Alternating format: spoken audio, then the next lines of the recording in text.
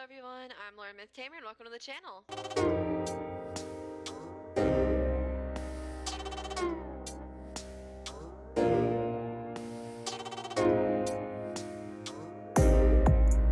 Alright guys, so if you guys are actually caught up in anything Wizard 101 related that's like on YouTube and all the drama and politics, you guys will have heard about the Crying Sky raid and the exploit and everything that happened to it. But for those of you that don't, let me go ahead and give you the rundown. Now, I don't really participate in raids. I'm not in a guild or anything. I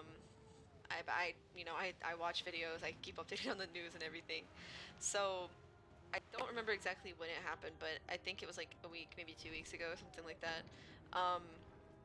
Live game happened and people went to go do the Crying Sky raid. Well, think about this. The Crying Sky raid has not been completed yet.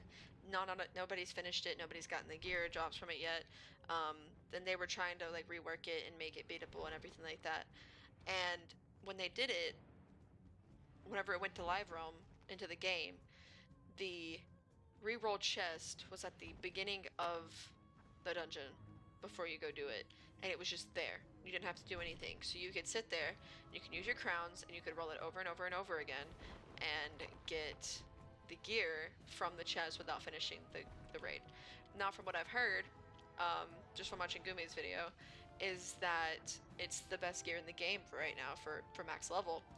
So that kind of has me thinking, you know. But then I watched Fairy Queen's video today, actually, and she talked a little bit about what the aftermath of that was. Because now, today, they actually went down for maintenance last night, and a lot of people's accounts got suspended for a month because they took part in that exploit.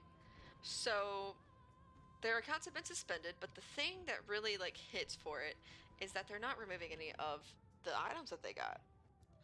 So I know that Fairy Queens was saying something about how, you know, it could just be the fact that it took them a week to shut down the exploit and do all of that stuff, and that's why they only suspended the accounts, because they couldn't just take the gear away and everything. Which I forgot to mention that, yes. So a whole week goes by of this exploit and nothing's happened yet. Eventually they did end up locking down the raid while they fixed it and reworked it and did everything right, and then came back up with it, okay? So that, I forgot to mention that part, but yes. So I was sitting there talking to my boyfriend watching Fairy Queen's video, and we got to thinking about it, you know? What makes this time different than other times? Why didn't they catch on to it?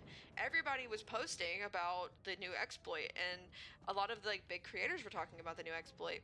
So as we sat there talking about it, it really made us ponder and think, what if King Zio did it on purpose? They didn't ban anybody, they just suspended accounts, and they let everybody keep their gear and everything, right? So that's one thing, and they haven't done that in the past.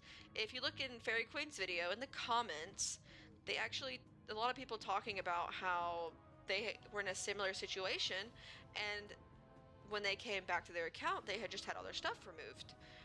And that's actually most of the time what happens. A lot of people were really confused as to why that didn't happen this time. So if you think about it, why was it different this time? So here's some theories that I have as to maybe why it's different. So like I said, did KI do it on purpose?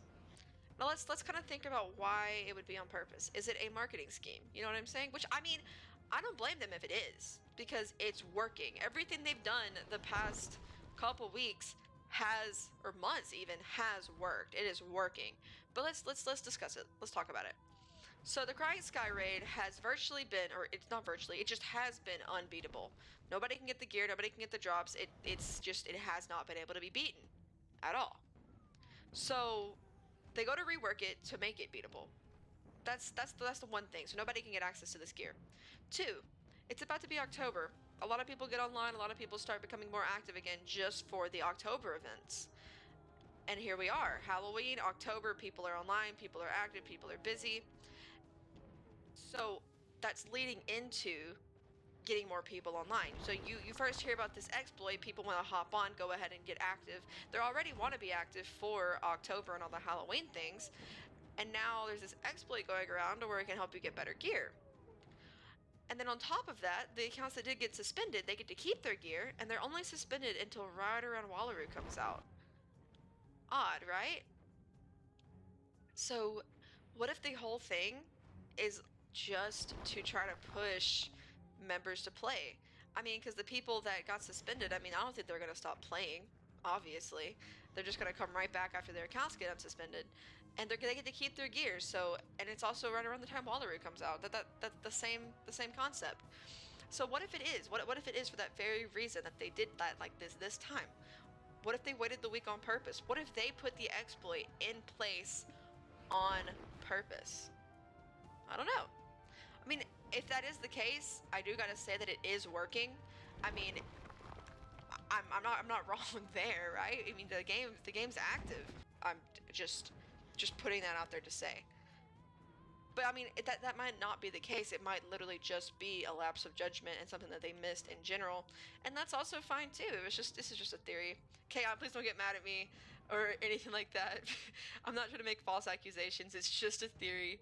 But I want to hear what you guys have to say. What do you guys think of the whole thing? Do you guys think that the accounts should have lost all the stuff that they got? Do you guys think it's fair that they get to keep their stuff, or do you think they should have had a longer termination period? Or do you think nothing should have happened at all? I don't know. I want to hear what you guys have to say. And what do you guys think of the exploit too? Do you think it was something that was intentional? Do you think it was purely an accident? And why did they wait so long? Why did they wait so long to do anything about it? And I honestly just want to hear what you guys have to say.